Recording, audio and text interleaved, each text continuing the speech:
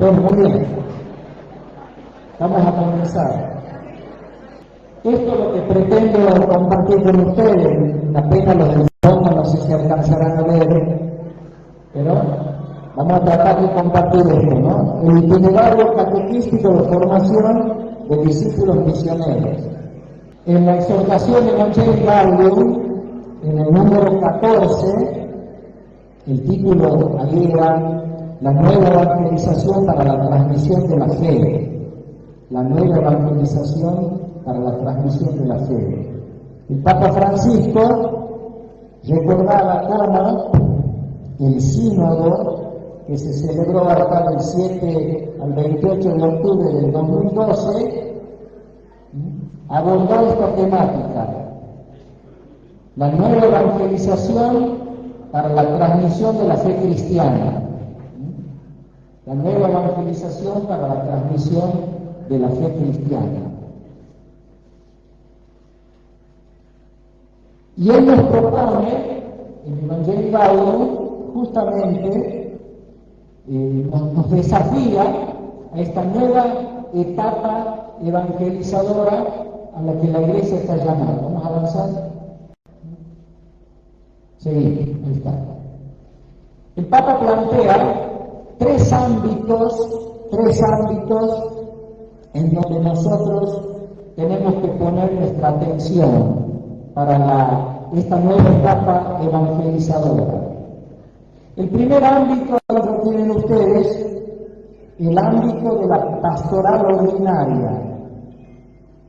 Responde a los fieles que regularmente frecuentan la comunidad cristiana, participan de la misa dominical, también aquellos que conservan una fe católica intensa, activa, sincera, aunque no participen frecuentemente del culto.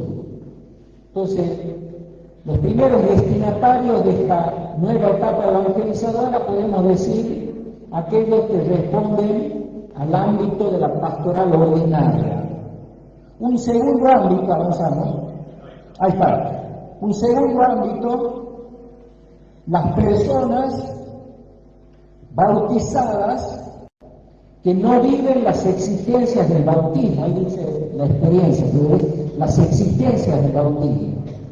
Personas que no viven las exigencias del bautismo, no tienen una pertenencia cordial a la Iglesia, ya no experimentan el consuelo de la fe.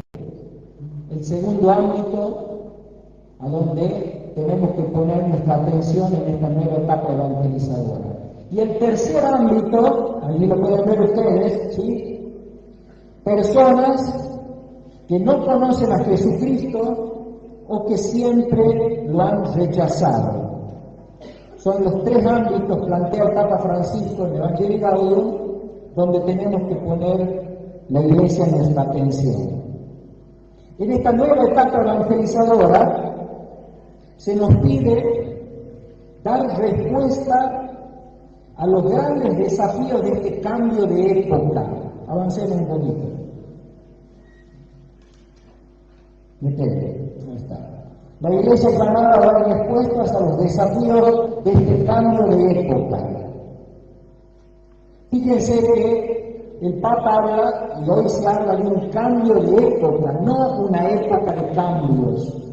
Hay un cambio de época. Realmente vivimos un cambio profundo. Se han reconfigurado todos los fundamentos de cómo pensamos, de cómo vivimos, de cómo nos relacionamos, de cómo creemos. Por eso se habla de un cambio de época. Es un desafío muy grande que tiene la Iglesia. Un desafío muy grande. Y permítanme señalar algunos de estos cambios en estos ámbitos. ¿Cuáles son estos cambios fundamentales que estamos viviendo en el mundo entero, ¿no? En el campo de la tecnología, fíjense lo primero, en el campo de la tecnología, la inteligencia artificial, con todo lo que esto puede generar, todavía yo creo que no alcanzamos a dimensionar, ¿no?, todo lo que la inteligencia artificial puede traer de consecuencia en el mundo de hoy. La sociedad digital, otro aspecto fundamental de este ámbito tecnológico, ¿no? La sociedad digital, las redes sociales, toda la comunicación virtual de las personas, un nuevo modo de relacionarse, de vincularse, todo lo que tiene que ver con la sociedad digital. Y otro aspecto de la tecnología es la biotecnología, todo lo que tiene que ver con la tecnología en relación a la vida. Piensen, por ejemplo, las transferencias de embriones, las modificaciones genéticas, las inseminaciones artificiales, el proyecto Genoma. No voy a hablar de cada cosa, pero indudablemente en el campo de la biotecnología hay cambios extraordinarios a nivel mundial, ¿no? Entonces, en este ámbito de lo tecnológico, estos cambios, por señalar algunos. En el campo de lo cultural, ¿no? El segundo, punto 2. En el campo de lo cultural, las nuevas formas de identidad. Tenemos todo el tema de la ideología de género, la diferenciación que se pretende hacer hoy entre el sexo biológico y el sexo genérico, las personas que pueden elegir su condición, que pueden ser cualquier cosa, el autopercibirse, vaya a saber qué cosa, en toda esta corriente ideológica, de la ideología de género, que se está metiendo lamentablemente en las escuelas, en la educación, en los chicos jóvenes que ustedes están acompañando en la catequesis. De esto ustedes son plenamente conscientes, ¿no? Esta nueva identidad de género, la nueva identidad de la familia, ¿no? Ya no existe la familia tradicional, saben ustedes, ahora hay otro modelo de familia, familias ensambladas, familias de personas del mismo sexo, o sea, todo lo que tiene que ver también con el cambio de la familia. También a nivel cultural, la globalización, el fenómeno de la globalización cultural. Lo que pasa en un lugarcito del mundo tiene repercusión en todo el mundo. Y entonces se copian modelos, se copian costumbres, todo lo que es la globalización cultural. La gran crisis de las instituciones tradicionales, también en el campo de la cultura, el Estado, la Iglesia, los partidos políticos en crisis, ¿no? En el campo cultural podemos señalar estos cambios tan grandes. En materia de economía y trabajo, el punto 3, en materia de economía y trabajo, piensen, por ejemplo, la economía digital, ¿no? Todo el tema de las criptomonedas, por ejemplo, ¿no? La precarización laboral, la crisis en lo laboral, las grandes desigualdades crecientes entre países, entre sociedades. En materia de economía y de trabajo, esto se manifiesta también claramente en este cambio de época. El punto 4, fíjense, los cambios ambientales y ecológicos, ¿no? Punto 4, los cambios ambientales y ecológicos. Por ejemplo, la crisis climática, el calentamiento global, algo que está preocupando mucho en el mundo entero, la pérdida de la biodiversidad, se está arrasando con montes, con selvas, se han perdido especies de animales, vegetales, la pérdida de la biodiversidad. Las catástrofes naturales, producto también de este cambio climático, catástrofes naturales. Otro aspecto también en esto, la transición energética. Hoy, por ejemplo, se busca la energía renovable, ¿no? Se quiere cambiar el modo de generar energía, se busca la energía renovable. Y una nueva conciencia ecológica. En el campo de lo ambiental, de lo ecológico, grandes cambios. Los cambios geopolíticos, el número 5, los cambios geopolíticos.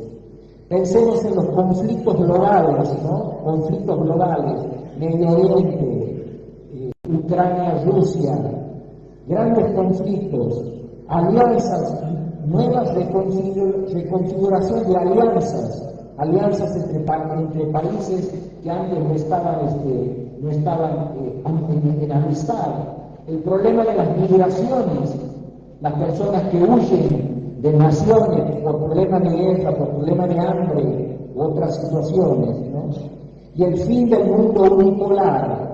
Antes Estados Unidos era el dueño del mundo, hoy van apareciendo otras potencias que de a poquito también meten miedo, ¿no? China, India, por mencionar algunos, ¿no? Los grandes cambios geopolíticos que también en esta época estamos viendo. Y por último, sexto punto, el cambio en el tema de lo espiritual, ¿no? Ahora hay una búsqueda de lo trascendente, pero por fuera de las religiones institucionales. Hoy se pregona mucho las espiritualidades individualistas, sin referencia a una institución, sin referencia a las religiones tradicionales, ¿no es cierto? Entonces, en este mundo de lo espiritual también hay una búsqueda de lo trascendente, pero por fuera de las grandes religiones y de las instituciones que por siglos, ¿no es cierto?, han motivado en esta búsqueda. Podemos decir que esta nueva época, es la época de lo digital, de lo global y de lo ecológico. Esto ha cambiado los modelos, los paradigmas de la convivencia, del trabajo, del poder, de la familia, de las relaciones. Estos cambios epocales han provocado una transformación también en estos paradigmas. Hay nuevos modelos de convivencia, de trabajo, de familia, etcétera, etcétera. Frente a estos cambios, ¿qué es lo que se nos pide? Se nos pide la conversión pastoral. La Iglesia que tiene que repensarse, replantearse su modo de evangelizar en este cambio de época. Replantearse esto. Para anunciar a Jesucristo con un nuevo ardor, métodos y expresiones, dice el Papa Francisco. Esta frase, lo que tenemos ya un poquito de años, nuevo ardor, métodos y expresiones, una frase del Papa Juan Pablo II, cuando convocó a la novena de años para preparar el quinto centenario de la evangelización de América. En su discurso preparando la novena de años, el Papa Juan Pablo II habló de esta nueva evangelización en su ardor, métodos y expresiones.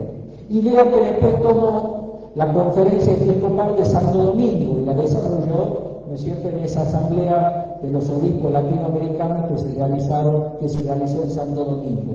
Una nueva evangelización, nueva en su ardor, en sus métodos y en sus expresiones.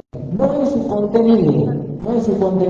El contenido siempre es el mismo, decía Juan Pablo II. Jesucristo que tiene que ser conocido, amado, imitado, para participar con él en la vida trinitaria y transformar con él la historia. El contenido siempre es el mismo.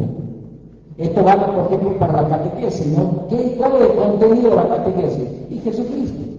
Hay que anunciar a Jesucristo. Muerto y resucitado, Jesucristo que nos salva, Jesucristo que nos hermana, pero con un nuevo valor, con nuevos métodos, con nuevas expresiones. Y esto es lo que nos obliga por ahí a repensar la pastoral, a repensar la catequesis, ¿no es cierto? Para que tal vez con nuevos valores, nuevos métodos, nuevas expresiones, podamos empezar a dar respuesta a estos grandes desafíos que tenemos, ¿no? Entonces, fíjense lo que se nos está proponiendo. Avancemos un poquito. El reto es este, Aparecida número 14, un texto del documento de la Aparecida. Este es el reto que tenemos como Iglesia. Es necesario mostrar la capacidad de la Iglesia para promover y formar discípulos y misioneros que respondan a la vocación recibida, vocación de discípulo, vocación de misionero, este don que hemos recibido de Dios, y lo comuniquen por doquier, o sea, por todas partes, por un desborde de gratitud y alegría esperando el encuentro con Jesucristo.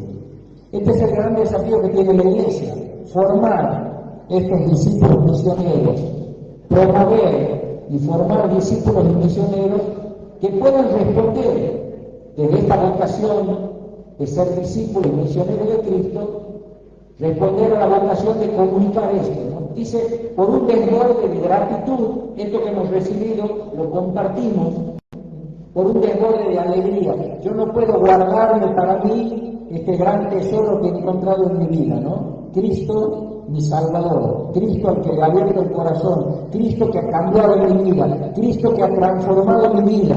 Esto lo comparto por un desborde de alegría y de gratitud. Me transformo en un misionero para compartir lo que yo mismo he experimentado en mi vida. Sigue diciendo Francisco respecto de esto, que no tenemos otro tesoro que este. No tenemos otra dicha ni otra prioridad que ser instrumentos del Espíritu de Dios para que Jesucristo, avanzamos, para que Jesucristo sea encontrado, seguido, amado, adorado, anunciado y comunicado. Esta es la dicha de la Iglesia. Esto es lo que estamos llamados a ofrecer, esto es lo que estamos llamados a dar. Ustedes como catequistas, vayan imaginándose esto, ¿no? Ustedes pónganse en este lugar. ¿Qué es lo que tenemos que hacer? Esto es lo que tenemos que hacer, ¿no? Comunicar este Cristo que hemos encontrado, ayudar a que otro lo encuentre, a que otro lo siga, a que lo amen, a que lo adoren, a que lo anuncien, a que lo comuniquen. Como instrumento del Espíritu, estamos llamados todos los cristianos, discípulos misioneros, a compartir esto, ¿no? Tengamos en cuenta que son muchos los creyentes que no participan en la Eucaristía Dominical, lo decíamos hace un ratito, ¿no? No reciben con regularidad los sacramentos, no se insertan activamente en la comunidad eclesial.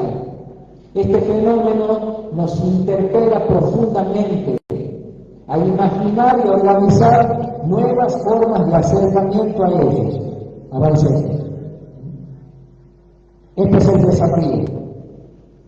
Imaginar nuevas formas de acercamiento a esta gente, a estos, podemos llamar cristianos, que no participan de la Eucaristía, que no se acercan a los sacramentos, que no se integran en nuestras comunidades, en la vida de la Iglesia.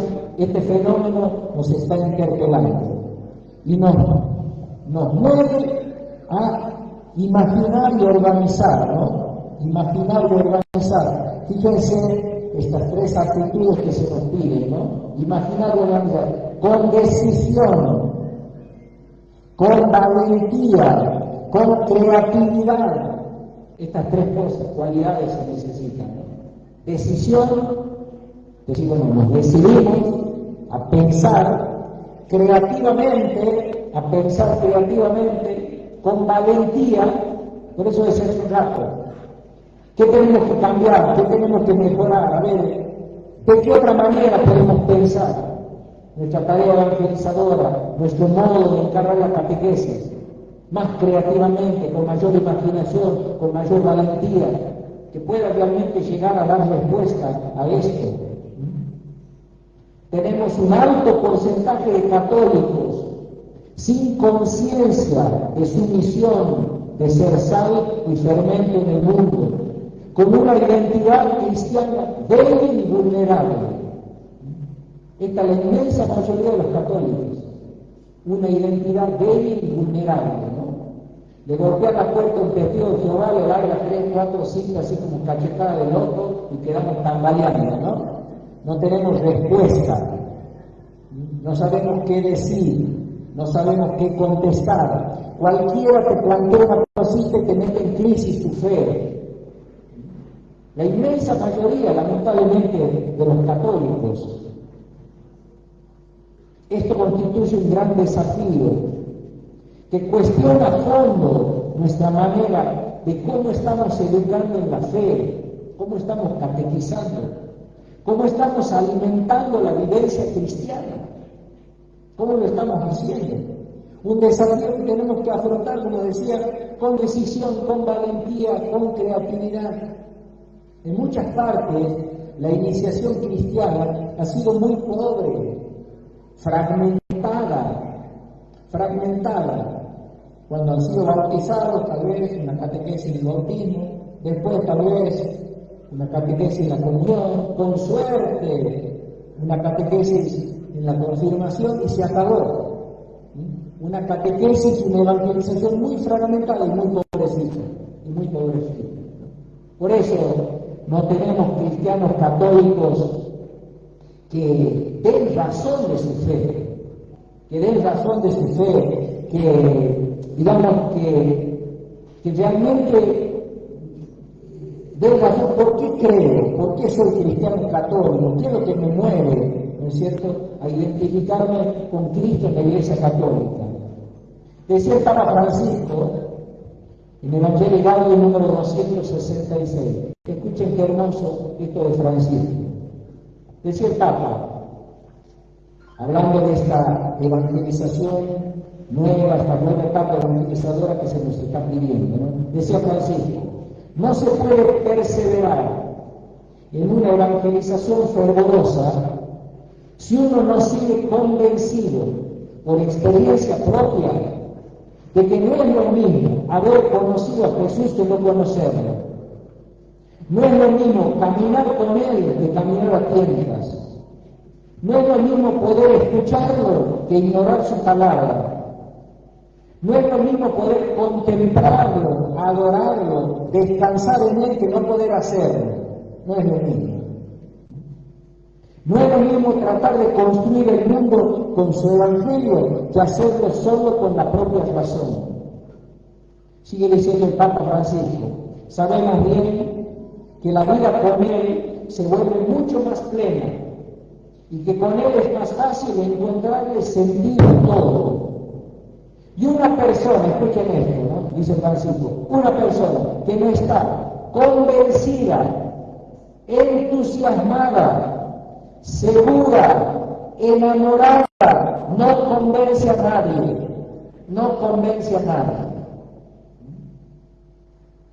Vamos a preguntarnos a cada uno de los que estamos en esta mañana aquí, sacerdotes, catequistas. Una persona que no está convencido de esto, entusiasmado, seguro, enamorado, no convence a nadie. Teniendo en cuenta esta realidad, esta cantidad de católicos que están como al margen de la vida cristiana, el Papa Francisco nos pide urgentemente una conversión pastoral, la conversión pastoral, que también tiene que ser conversión pastoral de la catequesis. Avancemos.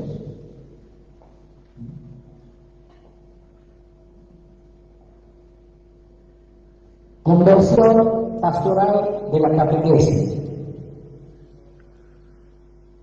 ¿Por qué se nos pide una conversión pastoral de la catequesis? Quisiera ver algunos aspectos de la catequesis y vale la pena que ahora ustedes, en la medida que yo voy mencionando estas cosas, estos puntos, ustedes vayan pensando y revisando lo que vamos haciendo, ¿no? Avanzamos. Vamos a mirar nuestra realidad. ¿Cuáles son los motivos? Son muchos. Voy a ir mencionando uno por uno y tratando de explicar. Primero, esto que llamamos, que he puesto, prácticas desgastadas. Las prácticas que hemos aplicado en la catequesis, los caminos de crecimiento en la fe que hemos recorrido, muestran un desgaste con el paso de los años. Lo que hemos hecho hace 40 años, 50 años, que tal vez fue muy importante, valioso en aquel momento, tal vez hoy ya no sirve. Este modo de encarar la catequesis, este modo de hacer catequesis, nuestras maneras, nuestros modos, muchos de ellos se han desgastado. Pero, como dice el Papa Francisco, ¿no? no cambiamos porque siempre se hizo así. Siempre se hizo así, ¿no? Cuando uno quiere o propone, che, vamos a revisar esto, vamos a ver si podemos mejorar. No, siempre se echó así, padre, ¿no? Siempre se echó así. Y el siempre se echó así, hoy capaz que ya no sirve. Hoy capaz que ya no sirve. Entonces no tengamos miedo, seamos valientes, seamos creativos. Revisemos nuestras prácticas, miremos en qué aspecto se ha desgastado nuestra manera de encarar la catequesis. Hagámoslo con valentía, con imaginación, con creatividad. Segundo punto, en muchos lugares el acto catequístico ha perdido densidad, ha perdido profundidad en los contenidos, profundidad en las prácticas, profundidad en la metodología, en la dinámica, y se ha reducido en muchos lugares a un evento social superficial.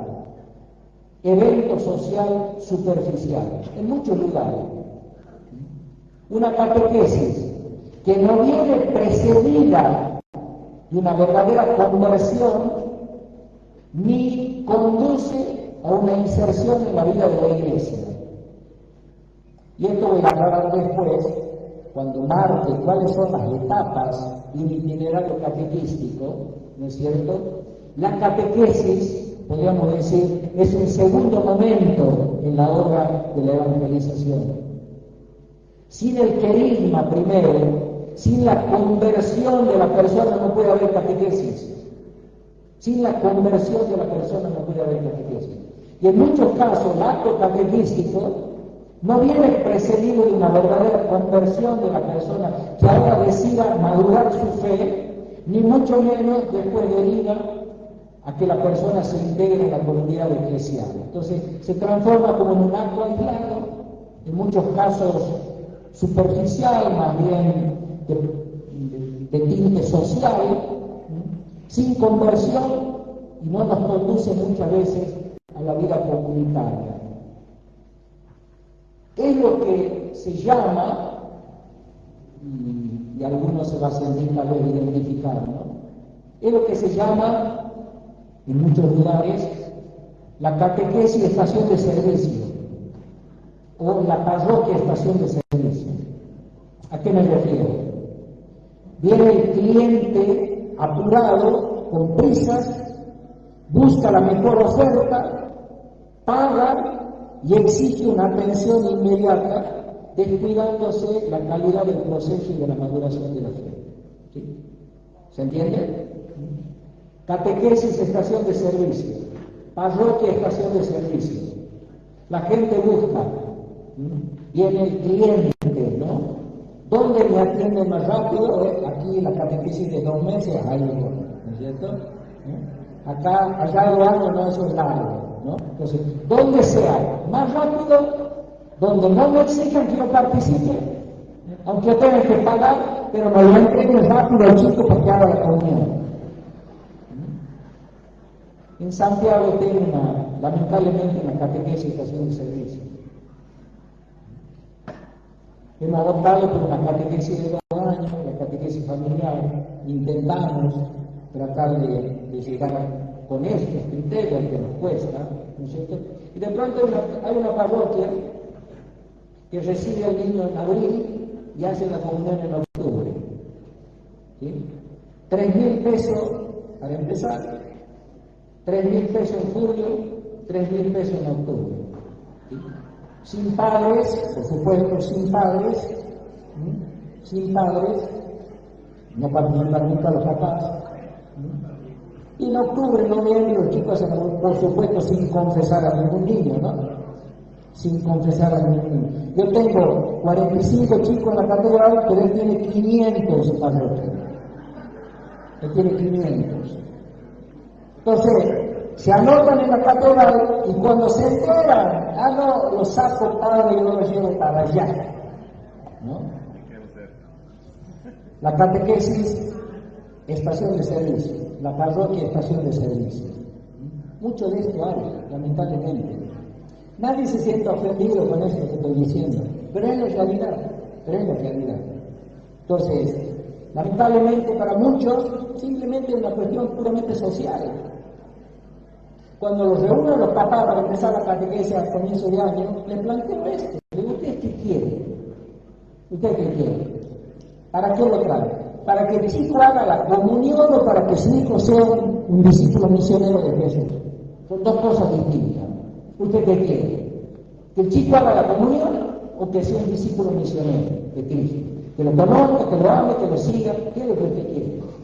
¿Quiere la comunión? Tráigalo mañana, le doy la comunión y listo, llévele de vuelta a la casa, saquele la fotito, ponga el portarretrato en el comedor, ya tiene la comunión hecha su chico.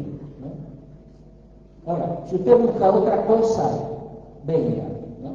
Intentamos darle otra cosa. Hacer que pueda surgir una verdadera fe en el corazón de esa criatura, un deseo sincero de seguir a Cristo, que lo conozca, que se enamore, que lo reconozca realmente a Jesús como el camino, como la verdad, como la vida. Entonces, en muchos lugares, la catequesis simplemente como un evento social superficial. Tercer punto, esto es importante, porque es el nuevo estilo de catequesis que hoy se pide, ¿no? Tenemos que superar los itinerarios lineales de preparación sacramental. Tenemos que buscar caminos personalizados, procesos personalizados. Cuando hablamos de itinerarios lineales, ¿a qué nos referimos?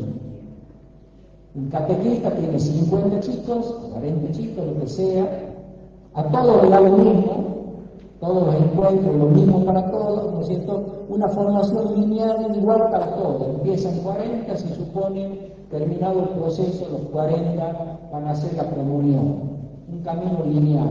No tenemos en cuenta que el proceso de fe es un proceso personal. Es un proceso personal. Por eso se necesita cercanía. Se necesita conocer la realidad de cada persona, sea niño, sea joven, sea adulto. ¿Cuál es su realidad personal? ¿Cuál es la realidad de su familia?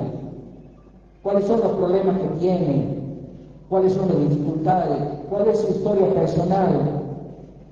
Entonces, no es que meto 40 chicos aquí y terminado acá salen los 40 para hacer la comunión. ¿Cuántos de esos 40 realmente han hecho un camino de fe? ¿Cuántos de esos 40 realmente han llegado a conocer a Jesús, a enamorarse de Él, a seguirlo? Entonces, hay que superar estos itinerarios lineales de preparación y en función solamente de sacramento para buscar caminos personalizados. Hay que acompañar los procesos personales. Por eso, lamentablemente, como faltan muchas veces catequistas, entonces un solo catequista tiene 50 chicos. ¿Cómo conoce personalmente a cada uno de los 50 chicos? ¿Cuál es la realidad que vive cada uno de esos 50 chicos? ¿Cuál es la realidad de la familia de cada uno de esos 50 chicos? ¿Qué proceso viene haciendo ese niño? Si yo me limito a venir al día sábado, saco mi cartillita, doy la clase de catequesis, no es un encuentro, doy la clase de catequesis, que el chico copie en el cuadernito, lleve la fichita a la casa y nos sentimos contentos de haber dado la catequesis. Son procesos personales que cada persona tiene que ir haciendo, pero para eso hay que acompañar los procesos personales. Hay que acompañar cuál es la realidad de ese chico, de ese joven, de ese adulto. Lo tengo que conocer,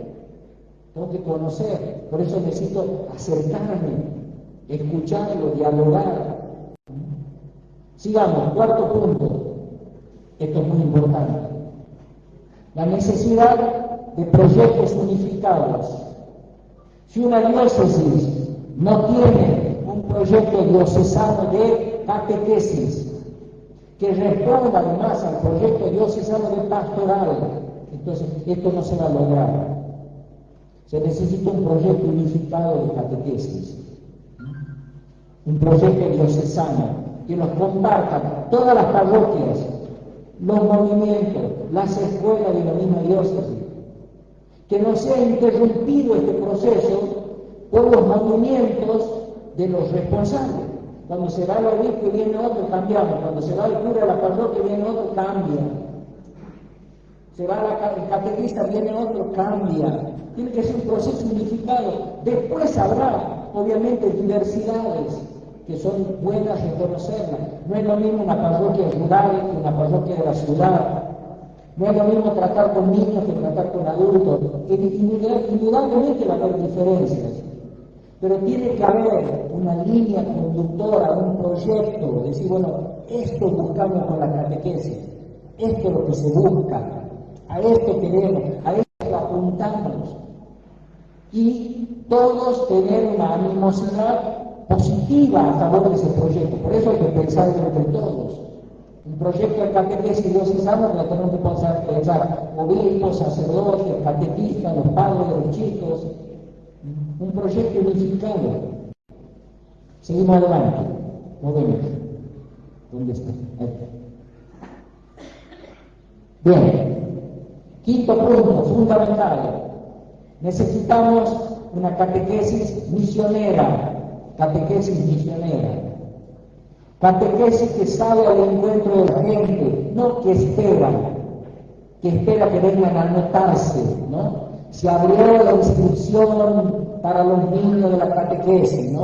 Sacamos en el diario, en la misa el domingo, se abrió la inscripción para los niños, para los jóvenes. ¿Qué pedía el Papa Francisco? ¿Qué pedía? Iglesia en salida, iglesia que busca, iglesia que va a las periferias existenciales, que va a las periferias geográficas, las que nosotros descuidamos y las que sí visitan, los testigos de Jehová, los evangelistas, los mormones. Pasar de la pastoral de la espera a la pastoral de la búsqueda, de la propuesta, es importante. Una catequesis misionera, visitando las familias, visitando los lugares, los barrios, los parajes. Sexto punto, tener en cuenta el pluralismo religioso que encontramos a veces en la misma familia, ¿no? Los destinatarios de la catequesis ya no provienen del mismo contexto católico. Hay una variedad de prácticas religiosas que se viven en el mismo entorno familiar y social.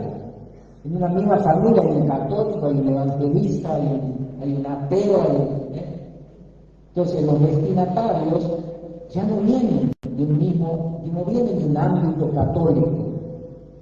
Nuestra catequesis no ha logrado ofrecer los fundamentos necesarios para que la persona sepa dar razones adecuadas de por qué es cristiano católico y cuáles son los principios morales que definen su actuar en el mundo, un mundo religiosamente secularizado y éticamente relativizado. No sabemos formar para que ese cristiano dé razón.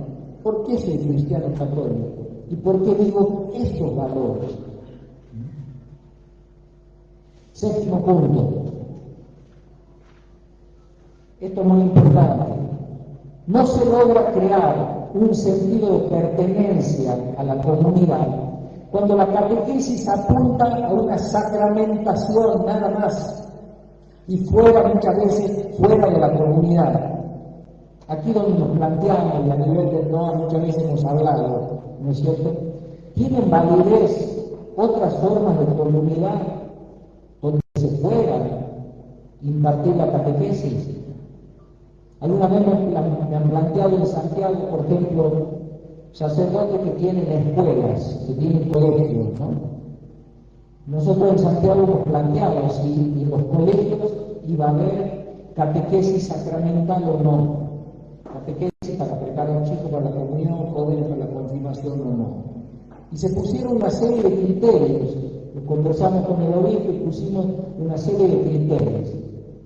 ¿En qué escuela podemos y en qué escuela no aceptar si no hay un proyecto serio de formar discípulos misioneros con la presencia de la familia, de los papás, fuera del horario escolar, insertado en la vida de las comunidades. Entonces el planteo es si puede ser válido o no la catequesis en los colegios. Me acuerdo ese sacerdote que vino a hablarme y me dice, es que hay chicos en séptimo grado, muchos de ellos que no han hecho la comunión, y ahora ya cuando se vayan de la escuela primaria ya no van a hacer la comunión. Entonces, ¿cuál es la preocupación? ¿Que hagan la comunión o que sean discípulos misioneros de Jesús? ¿Cuál es la preocupación? ¿Cuál es la preocupación? Que hagan la comunión o que sean discípulos misioneros de Cristo. Entonces, esa preocupación, pero ya se dan de séptimo grado y no han hecho la comunión. La comunión podrá ser un paso muy importante, obviamente, nadie va a negar eso. Pero cuando hay un camino de fe, cuando hay una madurez cristiana, si es solamente por decir que hagan la comunión, ¿vale la pena en alguna otra comunidad que no sea la escuela? En Santiago del Estero hay un club de rugby, o Lions, y hay un sacerdote que ahí da catequesis de comunión a los que juegan al rugby, no Lions. Entonces, uno se pregunta, ¿dónde se integran esos chicos? ¿A qué comunidad pertenecen? ¿Dónde van a vivir su fe? ¿Dónde van a vivir su fe? ¿Dónde celebran la fe? Por más que se le dé el catequesis ahí en el club, ¿dónde celebran la fe? ¿Dónde viven la fe? ¿Dónde se integran? ¿Cuál es la realidad de la familia a la que pertenece cada uno de esos chicos? Si es solamente por hacer que hagan la comunión, bueno, sí, vamos a hacer la comunión en cualquier lado, vamos a preparar al chico en cualquier lado. Pero ese no es el tema. Eso es una cuestión de fondo, es una cuestión de fondo. Y siempre digo esto, perdonen que sea insistente, ¿no? Ustedes catequistas, ustedes no están preparando chicos para que hagan la comunión. Ustedes no están preparando jóvenes para que hagan la confirmación. Ustedes están acompañando personas para que sean discípulos misioneros de Cristo. Eso están haciendo ustedes, o deberían hacer ustedes. ¿Se entiende, no? Avancé. Estamos en el 6, ¿no? A ver, ¿volver? Sí, 8. Bueno, nos encontramos muchas veces con esto, ¿no? La falta de compromiso de la familia. Las familias que no acompañan. A veces en una misma familia, decíamos recién, conviven creencias religiosas distintas. Muchos padres delegan la educación de la fe de sus hijos en los abuelos, en otros miembros de la familia, o en la parroquia, en la escuela, descomprometiéndose ellos de acompañar a sus hijos en el camino de fe. Y en muchos casos, y esto está siendo muy frecuente hoy, muchos padres deciden que el chico cuando sea grande decida qué quiere, ¿no? Hoy con este tema de la libertad, de no imponer nada, ¿no? Va creciendo también esta mentalidad. No, yo a mi hijo no lo educo en la fe, que él elija cuando sea grande qué quiere, ¿no? Y cada vez lo vamos encontrando más también con esta realidad. Pasamos al 9.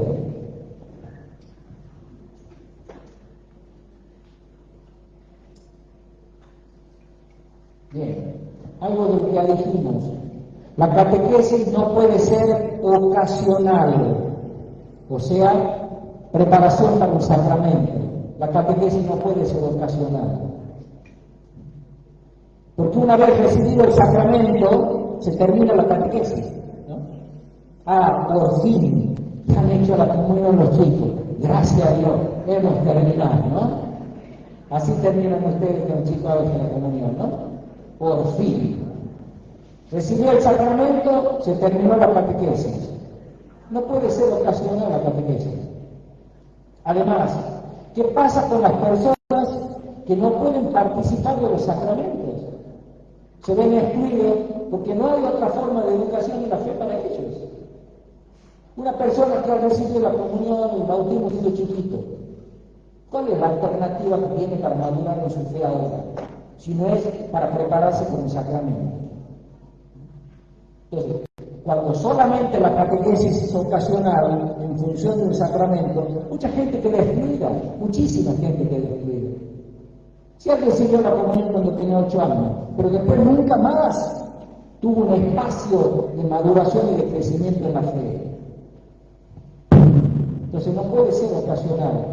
Por eso es importante los procesos, un proceso catequético, orgánico, progresivo, que se vaya extendiendo a lo largo de toda la vida. Este es un desafío grande.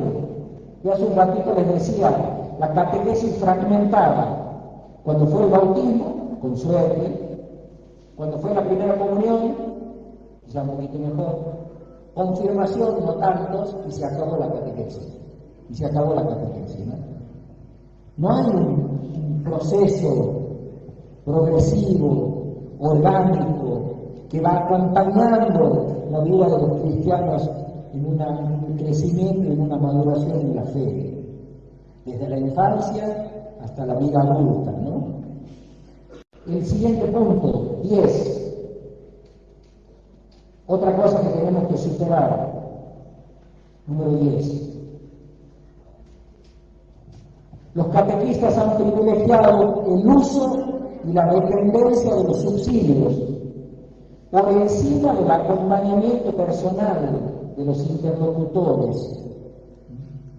Y cuando se usan subsidios, compramos de San Pablo, compramos de los claretianos, traemos un librito de aquel otro, de allá, de aquí. Con eso trabajamos. Muchas veces esos subsidios no tienen en cuenta la realidad de los chicos, no tienen en cuenta la realidad de la familia, no tienen en cuenta el proyecto diocesano, tal vez pastoral, que la diócesis tiene. Entonces, hemos privilegiado los subsidios por encima del acompañamiento personal. Y así muchas veces la catequesis está desvinculada de la vida de quienes reciben la catequesis, ¿no? El número 11, fundamental también, se hace necesario pasar de una catequesis nocional, doctrinal, a una catequesis personal, vivencial. La catequesis tiene que ser una verdadera escuela de formación integral de la persona. Cuando solo la catequesis es transmisión de conceptos, obviamente que también tiene que haber eso, doctrina y todo lo que obviamente la catequesis enseña, pero cuando solamente es transmisión doctrinal, nocional, es incompleta. La catequesis tiene que ser una verdadera escuela de formación integral. Por eso tiene que ayudar a cultivar la amistad con Cristo en la oración, el aprecio por la celebración litúrgica, la vivencia comunitaria, el compromiso apostólico. No es simplemente transmitir una verdad y nada más a nivel doctrinal o nocional. Se necesita la vivencia, la experiencia. Número 12.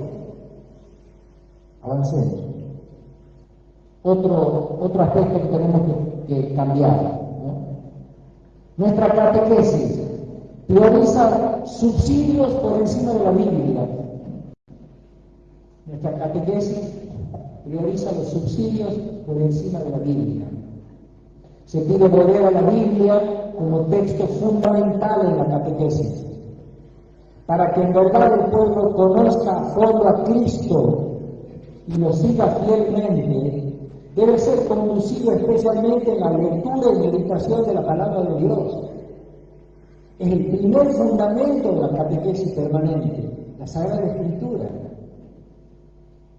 Hay catequistas que nunca ni siquiera tienen una Biblia, un Nuevo Testamento. El niño o el joven viene al encuentro sin una Biblia, sin un Nuevo Testamento. Al encuentro de catequesis no se lee ningún texto de la palabra de Dios. Lamentablemente hemos reemplazado la Biblia por los subsidios. Y hoy se pide volver a la palabra de Dios. Número 13, importantísimo, ustedes, catamarqueños, pero también nosotros los santiagueños, poca valoración y acompañamiento de la piedad popular, de la religiosidad popular. Hay que aprovechar la religiosidad popular. Esto es el gran tesoro que tiene la Iglesia latinoamericana, decía el Papa Benedicto cuando inauguró la última asamblea en Aparecida. Es el gran tesoro de la Iglesia latinoamericana, es el alma de los pueblos latinoamericanos.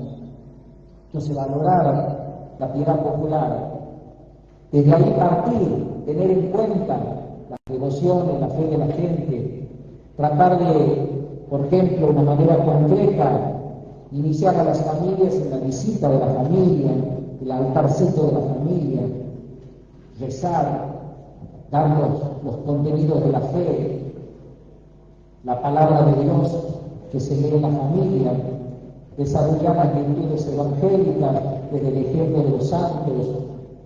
Hay que aprovechar la riqueza, por ejemplo, de la piedad popular mariana, ustedes que tienen la Virgen del Valle. Aprovechar la riqueza de la piedad popular mariana. Y de allí se puede partir. Hay un subsidio muy hermoso que lo puedo ofrecer para fotocopia, el único que tengo. Es el único que tengo. Es un subsidio sobre la piedad popular. 3 cosas tiene. Primero, los fundamentos magisteriales de la piedad popular. Los aportes de Aparecida, de Puebla, del Papa Francisco. Después, cuáles son las actitudes que tenemos que tener respecto a la piedad popular. Y tercero, cuáles son los grandes signos de la piedad popular. La peregrinación, la procesión, el culto a los muertos, la flor, la velita, la novena, el capo de año, el difunto, o sea, todos esos signos de la piedad popular, el valor que tienen, el sentido que le podemos dar, ¿no es cierto? Muy útil para valorar y trabajar la riqueza de la piedad popular. Pero tenemos que aprovecharla, porque nuestra gente, la inmensa mayoría de la gente, ¿de qué manera vive su fe cristiana? Desde la piedad popular, a través de la piedad popular. Vamos terminando para hacer un recrédito. El punto que sigue dice, poca formación teológica y pedagógica de los catequistas. O sea, por supuesto ustedes tienen mucha buena voluntad, le ponen ganas, le meten tiempo, pero indudablemente sin una buena formación, también puede fracasar la misión, ¿no? Pero eso es todo un desafío. Los cursos, los seminarios de formación para los catequistas, las escuelas de formación para los catequistas, formación pedagógica, formación teológica, formación bíblica, muy importante y necesario, ¿no? Esto es algo que también se ve, por ahí está faltando. A pesar de la buena voluntad que ustedes tienen, muchas veces falta esa formación. El puntito que sigue, avanzamos. Ya terminamos con eso. Los pobres métodos pedagógicos, obviamente los tenemos que replantear.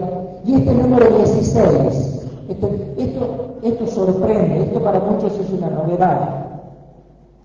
El Directorio General para la Catequesis afirma, cuando hablamos de catequesis, hablamos de catequesis de adulto. Hablar de catequesis de adulto. La catequesis de adulto es el prototipo de toda catequesis. La catequesis de niños, la catequesis de adolescentes jóvenes, se tiene que inspirar en la catequesis de adultos. La catequesis de adultos tiene que ser modelo, tiene que ser motivadora para la catequesis de los niños, de los adolescentes, de los jóvenes. Fíjense todo lo contrario hacemos nosotros, ¿no? ¿En qué ponemos nosotros nuestra fuerza?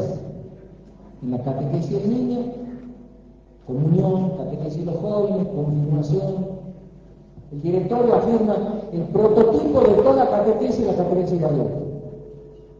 Desde la catequesis de adulto hay que pensar todas las demás formas de catequesis. Modelo ejemplo, inspiradora de cualquier otra catequesis, la catequesis de adulto. Entonces, si no nos empezamos a replantear esto, por eso estamos hablando de un cambio profundo, ¿no? No tener miedo, con valentía, con decisión, no tener miedo a repensar la catequesis. Entonces, hasta aquí he enumerado lo que me parece aspectos que tenemos que revisar y cambiar, ¿no? Entonces, en la charla siguiente vamos a ver cuál es la propuesta. Vamos a ver cuál es la propuesta. Ahora vamos a hacer un recreo.